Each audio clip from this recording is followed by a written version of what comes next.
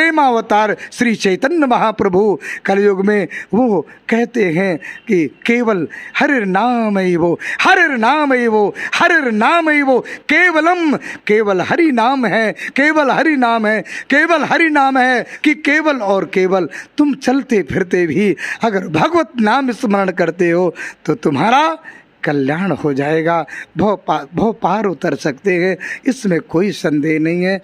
दोस्तों, कलयुग में हरि का नाम, हरि का सुमिरन, हरि का कीर्तन सबसे महत्व है। अगर अपनी नैया पार करनी है यानी भवसागर के पार उतरना है तो हरि कीर्तन हमारे जीवन में ज़रूर होना चाहिए। तो आज हरि कीर्तन का अपने जीवन में महत्व क्या है और कैसे करना चाहिए उसके बारे में पूज्य रामदास महाराज जी से जानेंगे। ज्ञान गुदड़ी जानकी भवन स्थान है, आश्रम है। हमारा सौभाग्य है कि आज आश्रम में आए हुए हैं और आश्रम में पूज्य गुरुदेव महाराज जी के का दर्शन कराने से पहले ठाकुर जी का दर्शन कराएंगे। आप भावपूर्ण ठाकुर जी का दर्शन देखिए, यहाँ पर विराजमान हैं और ये जो दर्शन है मुझे लगता है कि हम सब के लिए इसलिए भी बढ़िया, बहुत अभिभूत है, करने वाला है, क्योंकि हम सब अगर परिक्रमा करते हैं, परिक्रमा करते समय जब टटिया बाबा स्थान से आगे बढ़ेंगे, जो रास्ता अटल्ला की तरफ जाता है, तो वहाँ से आते हुए आप जानकी भवन और ज्ञान गुदड़ी आश्रम जो है आ सकते हैं और यहाँ पर ठाकुर जी का दर्शन कर सकते हैं, गुरुदेव महाराज जी का दर्शन कर सकते हैं और साथ ही आप सबको पूज्य प्रातः स्मरणीय रामदास बाबा जी का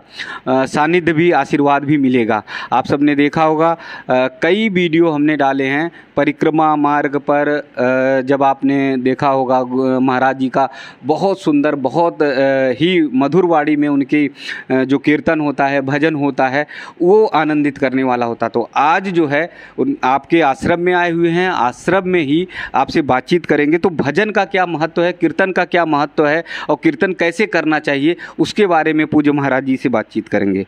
जी महाराज जी, दंडवत। जय श्री राम। हमारे श्री संतों के लाडले और दुलारे श्री राज नारायण जी और हमारे चेतन भाई जी, जो कि हमसे पूर्व भी कई बार और सत्संग और वृंदावन की महिमा या लता पताओं की महिमा, इस रज की महिमा को मैंने उनके साथ में शेयर किया है। आप लोगों तक शायद पहुंचा होगा और यदा कदा जब मैं बाहर से या यहाँ पर रहता हूँ तो श्री धाम वृंदावन की परिक्रमा नित्य करता हूँ। बाहर कथाओं में चला गया तो नहीं, बाकी जब किशोरी जी के धाम में आता हूँ तो मेरा बरसात हो, सर्दी हो, कोई भी मौसम हो, मैं राधा रानी की, बांके बिहारी की परिक्रमा नित्य करता हूँ। तो हमारे श्री राज नारायण जी से बराबर मुलाकात होती रहती है और मैं इनके इस चैनल को, यूट्यूब चैनल को और इनकी सेवा को बहुत बहुत धन धन और कृत करता हुआ और उनको आशीर्वाद देता हूँ कि बांके बिहारी इनके हृदय में जो वेदनाएं हैं, इनके हृदय में जो भाव हैं, ये आप तक पहुँचाते हैं। ये बहुत बड़ी बात है। जो वास्तविकताएं हैं इस जगत में, हर प्रकार के और कार्य होते हैं, धर्म के कार्य भी में भी कुछ त्रुटियां भी होती हैं और धर्म की आड़ में भी कुछ ऐसे कार्य होते हैं, उनको वास्तविकता में और जो सत्य है, रियलिटी है, वास्तविकता है, हमारे राज नारायण जी दिखाते हैं। मैं इनसे बहुत पूर्व परिचित हूँ और हमारे संतों के लाडले दुलारे हैं और मैं अब आश्रम में पधारे हुए हैं तो मैं गुरुदेव जी के चरणों में बैठ करके श्री सीताराम जी के सानिध्यता में भगवान के नाम की महिमा के विषय में कुछ थोड़ा सा मेरे से पूछा है तो मैं बता रहा हूँ। रामचरितमानस में पूज्य गोस्वामी तुलसीदास जी कहते हैं, भागवत में सुखदेव जी कहते हैं, वेदव्यास जी लिखते हैं, कहते हैं कि कल युग केवल नामो आधारा, कल युग केवल नामो आधारा, सुमिर सुमिर नर उतर नहीं पारा, कलयुग योग यज्ञ नहीं ज्ञाना, एक आधार राम गुण गाना, एक आधार राम गुण गाना। पूज्यपाद गोस्वामी तुलसीदास जी श्री रामचरित्र मानस में लिख रहे हैं, हमको बता रहे हैं, समझा रहे हैं कि कलयुग में न यज्ञ है, न ज्ञान है, न तप है, न ये सब चीज़ें साधन विफल हो सकती हैं, लेकिन कलयुग में केवल अगर मनुष्य केवल हरि नाम का कीर्तन करे, भगवान के नाम का संकीर्तन करे, नाम से जुड़ जाए तो इस भवसागर से, इस भवसिंधु से पार उतर सकता है। श्रीमद् भागवत में भी 12 स्कंद में श्री वेद व्यास जी लिखते हैं और श्री सुखदेव मुनि राजा परीक्षित को कहते हैं कि कलिर दोष निधे राजन, हस्तिये को मगन गुणा, कीर्तना देव कृष्णस्य गतवान अभयम हरिम। जो कलयुग में कलिर दोष निधे राजन, हे परीक्षित, हे राजा परीक्षित, इस कलयुग में, कलयुग क्या है? उन्होंने कहा दोष निधे राजन, ये दोषों का, अवगुणों का निधि माने खजाना है।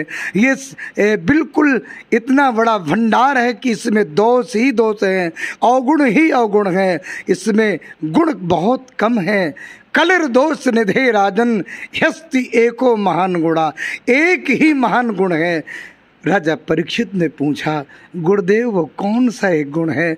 ऐसे कलयुग में और ऐसे इंसान तर कैसे पाएंगे? ऐसे कलयुग में कलम मति दूषित है, कोई साधन श्रेष्ठ है नहीं है जिससे इस भवसागर से पार उतर सकता है। तो एक गुण वो महान कौन है? गुरुदेव हमको बताएं, जिससे कि हम सबको ये भागवत के माध्यम से सारे संसार को एक जन जन के मानस में वो उपदेश में पहुँचे। तो भगवान सुखदेव जी कहते हैं कि कीर्तना देवो कृष्णस्य गतवान अभयम पदम, गतवान अभयम हरिम। केवल कृष्ण के कीर्तन से राजन, कीर्तनादेव कृष्णस्य रामस्य, भगवान श्री राम और कृष्ण के केवल कीर्तन मात्र से राजन उस पद को प्राप्त कर सकता है, भगवत लोक को प्राप्त कर सकता है। बड़े बड़े योगी, अमलात्मा, महात्मा, योगिंद्र, मुनिंद्र, तपस्वी जो बड़े बड़े साधन करने के बाद में उस परमात्मा के पद को पाने में शायद सफल नहीं हो पाते हैं, लेकिन कलयुग में इतना बड़ा श्रेष्ठ एक महान गुण है कि अगर केवल मनुष्य भगवान का कीर्तन ही करने लग जाए और उसके अंदर भाव हो या नहीं हो, उसके अंदर कैसा भी भाव हो, लेकिन केवल कीर्तन मात्र से उसकी वाणी पवित्र होती है, उसका हृदय पवित्र होता है और वो भगवत लोक का अधिकारी बन जाता है।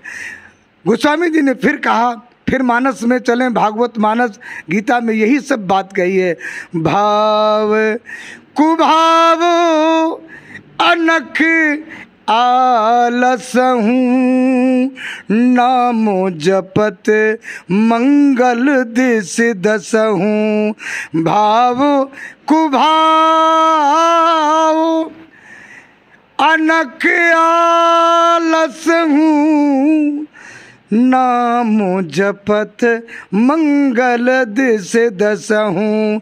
सांकेत्यम पारहासम वा स्तोभम हेलन में वा, वैकुंठ नाम ग्रहणम अशेषा अगहरम विदुः।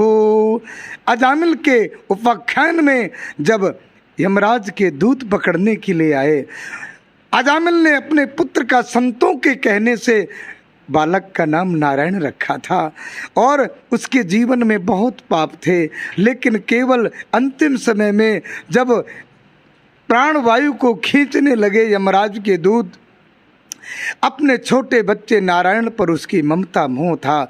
और वो सुखदेव मुनि कहते हैं, परीक्षित हुआ क्या?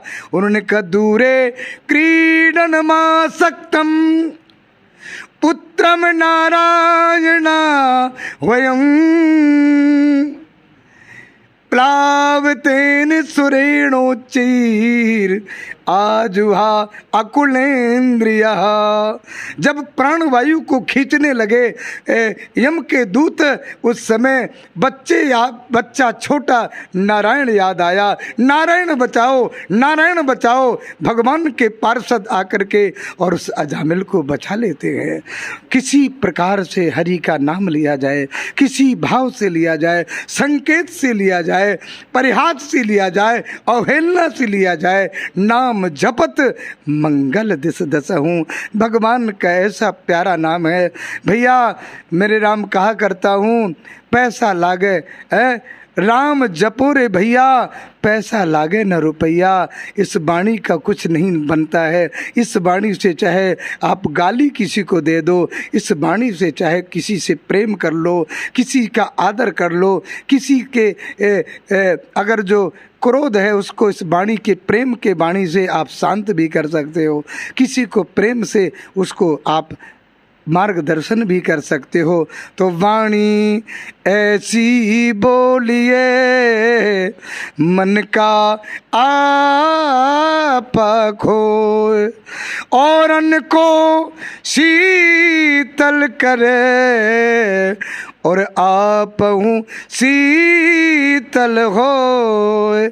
ऐसी मधुर वाणी के माध्यम से जन जन के मानस में प्रेम की को संचारित कर दो। अपने हृदय में प्रेम की गंगा को प्रकट कर लो, अपने हृदय में भक्ति की धारा को प्रवाहित कर लो। वो वाणी जिसके मानस पटल पर पहुँचे, कर्ण कुहरों से हृदयस्थ होए, उसका हृदय पवित्र हो जाए, उसका मानस पटल हो जाए, ऐसा उस मानस का संकेत है। और भक्ति महारानी श्री वृंदावन में थी, और भक्ति महारानी ने कहा, राजा परीक्षित ने उस कलयुग को मार क्यों नहीं दिया था? कलयुग में ऐसा अपराध होता है और इस प्रकार से अधर्म होता है, सब जगह तीर्थों में भी पाप होने लगा है। ऐसे कलयुग को तो उस राजा परीक्षित को जब वो था तो बंद कर देना चाहिए। शरण में आए हुए उसको छोड़ दिया। तो सुखदेव मुनि ने कहा, श्री सूत जी सौनक आदि ऋषियों को सुना रहे हैं, नारद जी भक्ति महारानी को सुना रहे हैं। कहते हैं कि सुंदर कांड में कहा कि शरणागत को जो तजही हित अनहित अनुमान, ते नर पामर पाप में ते नहीं बिलोकत हान। सुंदर कांड में प्रभु की शरणागत में जब विभीषण आए, उस समय सब ने कहा कि ये राक्षस है, ये रावण का भाई है। लेकिन प्रभु श्री राम ने ऐसा नहीं सोचा। मेरे प्रभु श्री राम ने विभीषण को अपने उसको प्यारे भक्त को अपने हृदय से लगा लिया। इसलिए भगवान शरणागत को नहीं परित्याग कर सकते हैं, ये सिद्धांत है। राजा है परीक्षित, धर्म नीति और राजनीति के में मर्मज्ञ है, इसलिए शरणागत को मारा नहीं जाता है। प्रभु राम के उपदेश की परंपरा को वो पांडव धर्मराज का वो जो पौत्र है परीक्षित, उसने भी उस नीति को अपनाया और उसको 5 स्थान स्वर्ण भी दिया, उसमें 4 स्थान के बाद 5वां। लेकिन इसलिए त्याग दिया था परीक्षित को। लेकिन कलयुग में एक महान, एक अद्भुत गुण है जो सतयुग में तपस्या से होता था, त्रेता में यज्ञ करने से जो फल प्राप्त होता था, द्वापर में जो पूजा करने से फल प्राप्त होता था, वो कलयुग में केवल भगवान के नाम से प्राप्त होता है। इसलिए शायद नारद जी ने भक्ति महारानी को समझाया इसी श्री धाम वृंदावन में। उन्होंने कहा कि यत् फलम नास्ति तपसा न योगेन समाधिना तत्फलम लभते सम्यक कलौ के सब कीर्तनात्। यत् फलम नास्ति तपसा, जो बड़े बड़े योगी, बड़े बड़े अमलात्मा महात्मा कंदराओं पर जाकर के, बर्फ की सिल्लियों पर बैठ करके, उल्टे लटक करके जो सतयुग की तपस्या से जो फल प्राप्त नहीं कर सकते थे, वो कलयुग में यत् फलम नास्ति तपसा, न योगेन, न योग से प्राप्त होता है, न समाधि से प्राप्त होता है, वो केवल सुखदेव श्री नारद जी भक्ति महारानी को कहते हैं, देवी इसलिए कलयुग ने छोड़ दिया था कि कलयुग में एक ऐसा अद्भुत चमत्कार है, एक ऐसा श्रेष्ठ महान गुण है कि साधारण से साधारण व्यक्ति जो पढ़ा नहीं है, जो भागवत सुन नहीं सकता है, संस्कृत समझ नहीं सकता है और ना रामायण पढ़ सकता है, अनपढ़ अंगूठा टेक है, गमार है, उनके लिए भी हमारे और उपनिषदों ने, शास्त्रों ने, हमारे व्यास भगवान ने शास्त्रों में और तुलसी गोस्वामी तुलसीदास जी ने कलयुग में इस नाम की महिमा को और गाया है कि भैया घबराना मत, इस कलयुग में भी तुम पार हो सकते हो। कलयुग जैसा कोई युग नहीं है। घबराओ मत प्यारे, घबराओ मत, धैर्य धारण करो, केवल नाम का आश्रय ले लो, केवल भगवान के कीर्तन का आश्रय ले लो, भगवान के चरणों का आश्रय ले लो, भगवान के शरणापन्न होकर के किसी सद्गुरु के और आश्रय में पहुंच करके और कीर्तन करके, केवल भजन का नाम संकीर्तन करके इस भव सिंधु से यह जीव पार उतर सकता है, इसमें कोई संदेह नहीं है। इसलिए भैया कलयुग में बड़ी अद्भुत नाम संकीर्तन की महिमा है, नाम की महिमा है। चैतन्य महाप्रभु ने भी और अपने भक्ति सिद्धांत सूत्रों में कहा है कि हरे नाम वो, हरे नाम वो, हरे नाम वो केवलम कलौ नास्त्यैव नास्त्यैव नास्त्यैव गतिरन्यथा।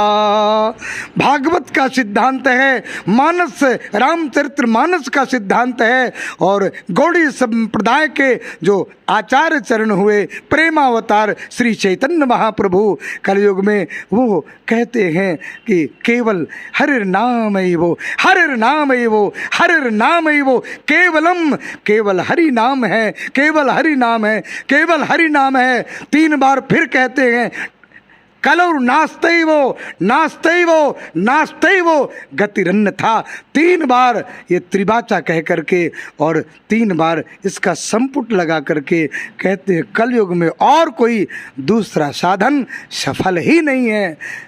इसलिए कलयुग योग यज्ञ नहीं ज्ञाना, एक आधार राम गुण गाना।